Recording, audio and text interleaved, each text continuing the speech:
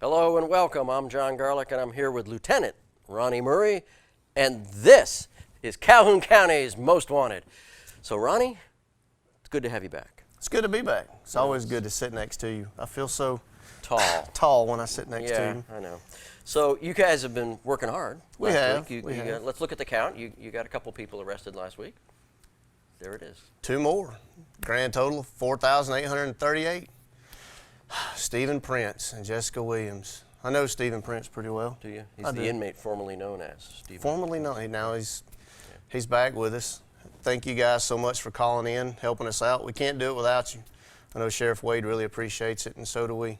Community really kicks in and does a lot of work. They do. And helps this become a really pleasant community. One of the other things that the community needs to do, and you guys are helping, is the drug problem in Calhoun County. Yeah, we're seeing a little uptick in the heroin and fentanyl in Calhoun County. I think we're very fortunate where we live in Calhoun County. We have a lot of good narcotics officers, but we still can't do it without the community. We need their help to call in tips to us, 236-6600. You can reach us on Facebook. Yeah. You know, we're standing by and ready to go out and help. No matter how small you think the tip is, it could lead to something really big. Not only do we want to put people in jail, but we want to get people pointed in the right direction to get them help also. Right. It's always about helping people. Sometimes you help them by putting them in jail. Maybe we can help them, you know, another way, just letting them know somebody cares about them. Well, the community cares, so folks, keep an eye out for drugs, heroin, fentanyl, and if you see them, call the Sheriff's Office, 236-6600. Stay with us because we want you to take a look at the first half of this week's lineup here on Calhoun County's Most Wanted.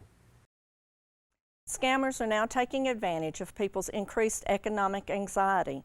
One of the latest ploys is to phone unsuspecting victims and pose as representatives of utility companies.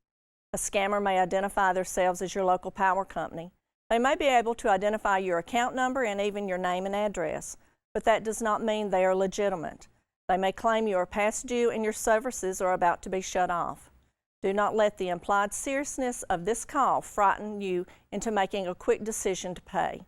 Instead, hang up the phone, then contact your local utility company directly using the phone number listed on your bill or on their website. Speak with a representative to check on your account.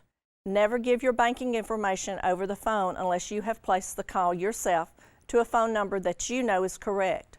Utility companies do not demand your banking information by email or phone. They will not force you to pay over the phone as your only option. Any reputable company will never request payment by gift card, reloadable cash card, wiring money, or cryptocurrency. Some of the requested cards could be MoneyPack, Vanilla, Google, eBay, Amazon, or even an iTunes card. But you should know that there are still many more variety of cards the scammer could suggest that you use.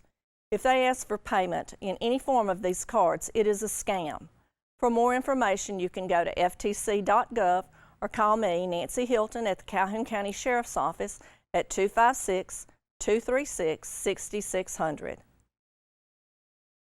Welcome to this week's edition of Calhoun County's Most Wanted. First up in our lineup this week, Matthew Tyler. Mr. Tyler, last known to be living in Jacksonville. He's wanted for failure to appear, for possession of a controlled substance, breaking and entering a vehicle, theft of property second, possession of marijuana second, and carrying a pistol without a permit. And this is Teddy Formby. Mr. Formby from Piedmont, wanted for failure to appear on possession of a controlled substance. And take a look at Richard Atherton. Mr. Atherton, last known to be living in Gadsden, he's wanted for failure to appear on possession of marijuana second. And meet James Johnson. Mr. Johnson, last known to be living in Anniston, he's wanted on a writ of arrest for obstruction of justice by using a false ID. And this is Glenn Lee. Mr. Lee, last known to be living in Talladega, wanted on a probation violation for possession of a controlled substance. And meet Judith Pantoya Mercado, last known to be living in Oxford. She's wanted on probation violation for theft of property third. This is DeMonta Miller. Mr. Miller, last known to be living in Anniston, wanted for failure to appear on possession of marijuana second and carrying a pistol without a permit. And that's it for the first half of our lineup. Stay tuned for the second half later in the show. Welcome back. We hope you saw somebody in the lineup that you might know where they are, or maybe what they've done. And if you do, call Ronnie Murray at the Sheriff's Office, 236-6600. You call, he hauls. So, Ronnie, we got a great guest here, Lori Floyd with The Right Place. Hey, Lori. Hi. How are you? I'm good. How are y'all?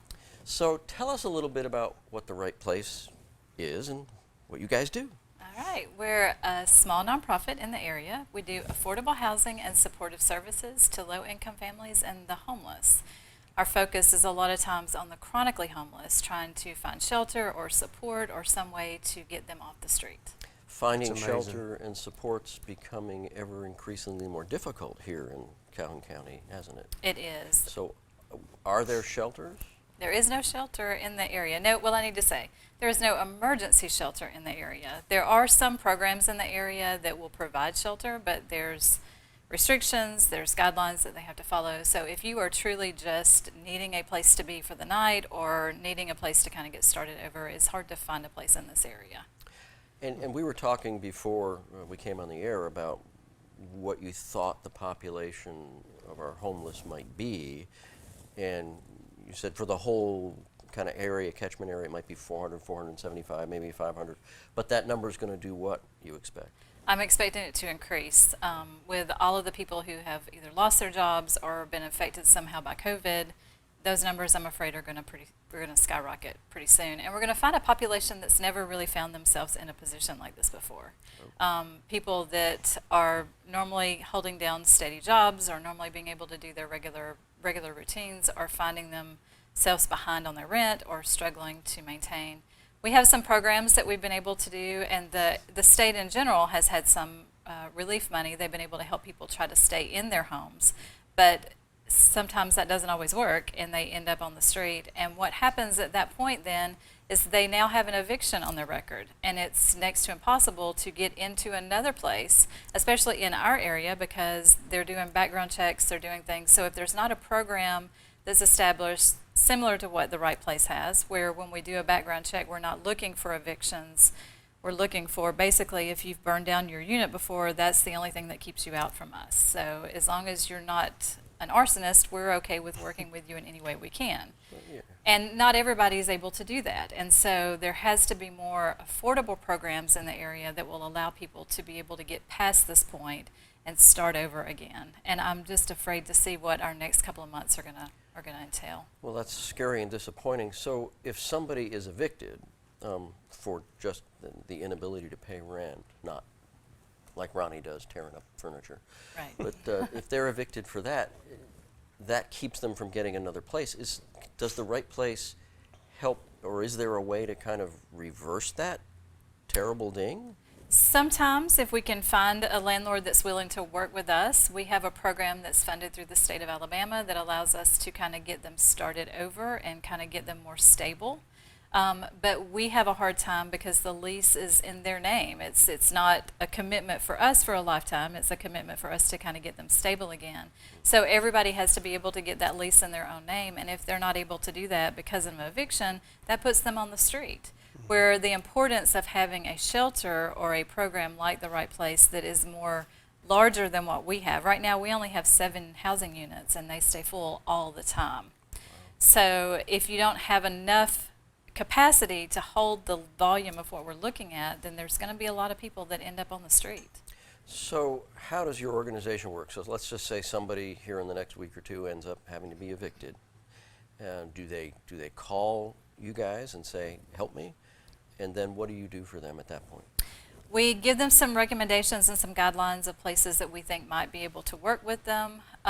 They still have to find their own place because it is a personal choice. I can't pick a place and then you hate it and end up there. So we want them to be able to find their own place and then a landlord that's willing to work with them. At that point, if they qualify for the program, we can step in and help pay or assist them in paying their rent for a couple of months to get them stable. What are some of the qualifications then to get into your program?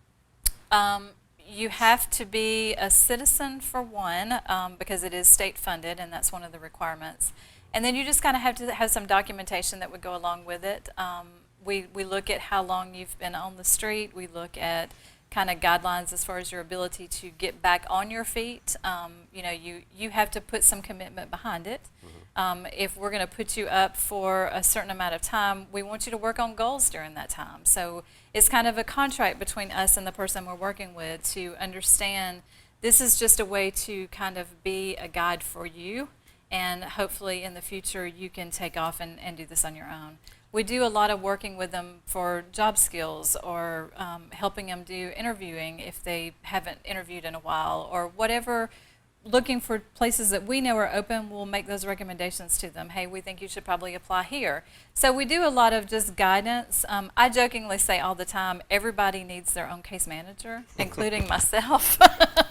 And so we just kind of become that support that a lot of them have never had. Well, that's excellent. So not a handout, but a hand up at the right place. Well, we're going to take a break, and we'll be right back. So stay tuned for the second half of the lineup here on Calhoun County's Most Wanted. Welcome to the second half of our lineup this week. First up this half, Shannon Oten.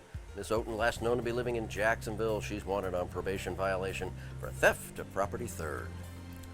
And take a look at Corey Howell. Mr. Howell, last known to be living in Oxford. He's wanted on a probation violation for possession of a controlled substance. And we'd like you to meet Shania Hall. Miss Hall, last known to be living in Anniston.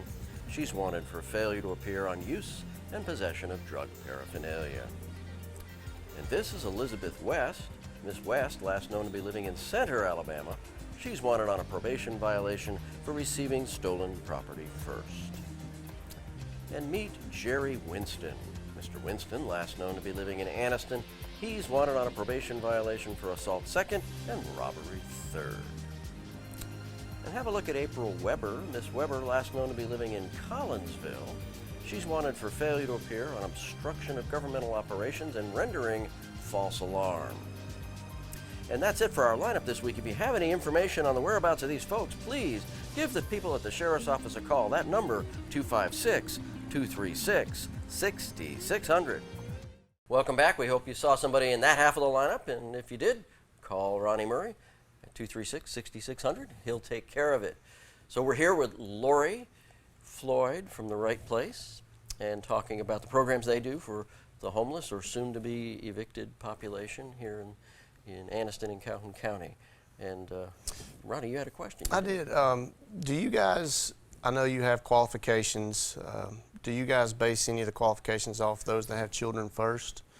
Is there a waiting list, I guess I should say, and if there is a waiting list, do those with children go up higher on the list, or is it a first come, first served basis?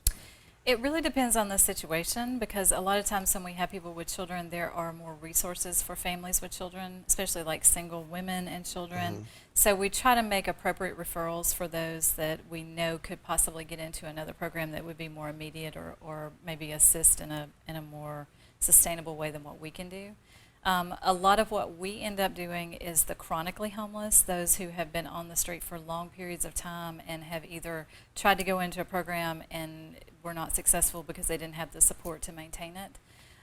We look at homelessness in a completely different way than most people do, because I've worked with several people and I've noticed that the chronically homeless, we had a gentleman at one point that was 24 years old, and when I started working with him, I asked him, where all have you worked? And his answer to me was, I've never had a job before.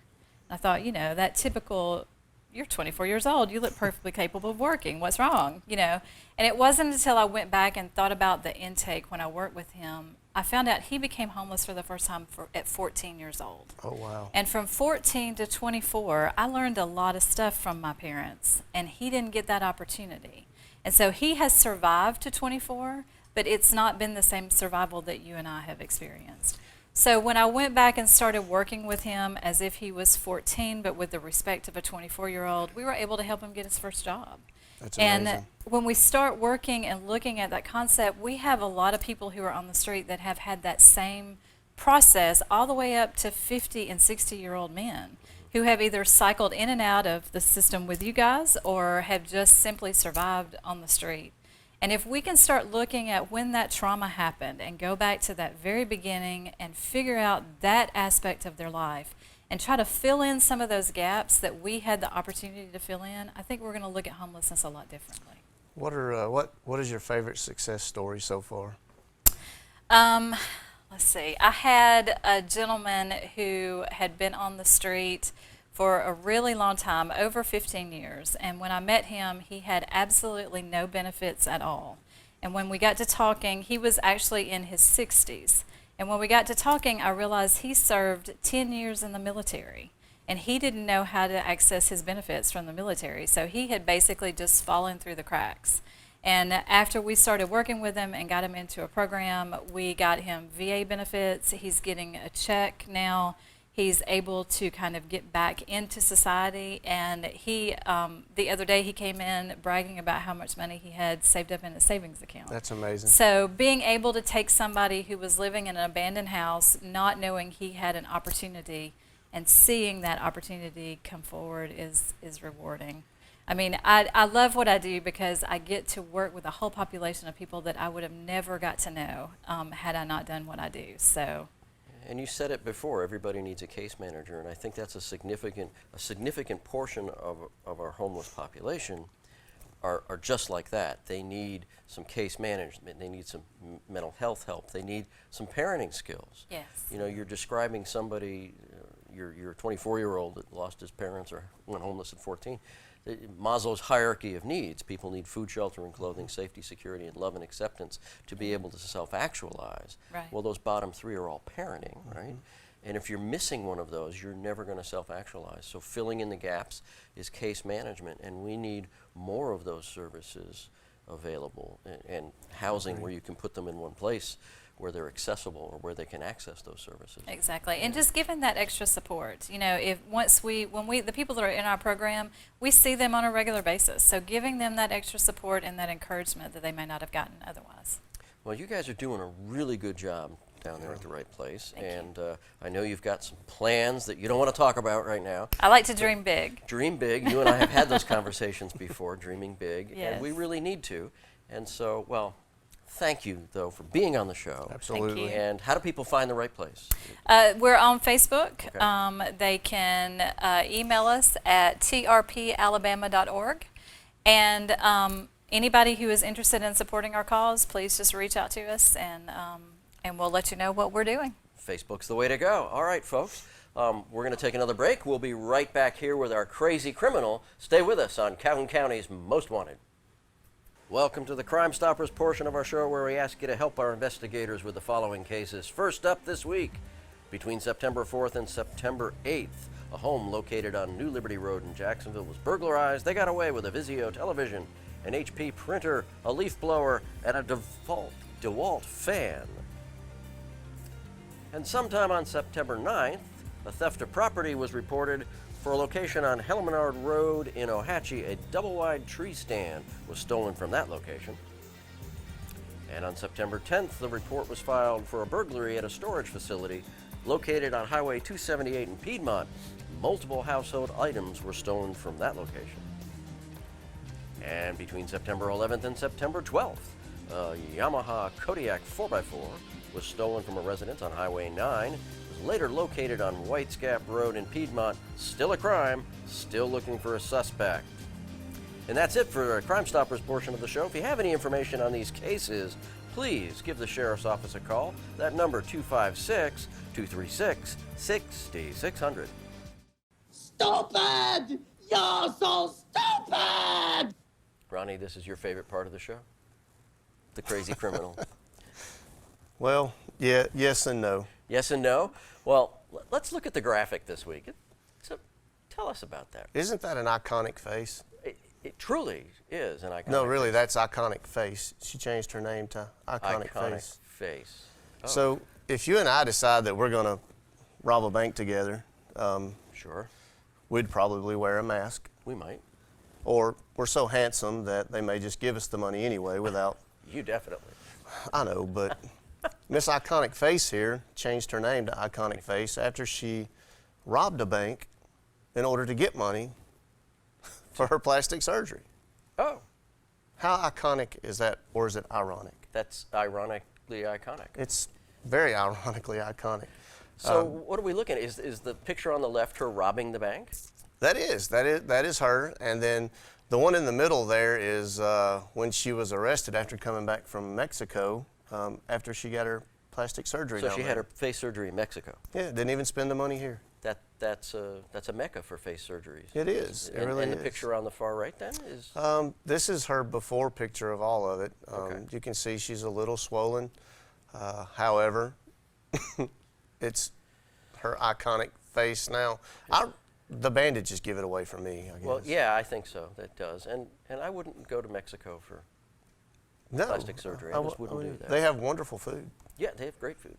But so there you go. That's our crazy criminal, and Ronnie, it was time for her to face the facts. So, well, Yes, that's our show for this week. Thank you for tuning in. We hope to see you again next week, but not in the lineup here on Calhoun County's Most Wanted.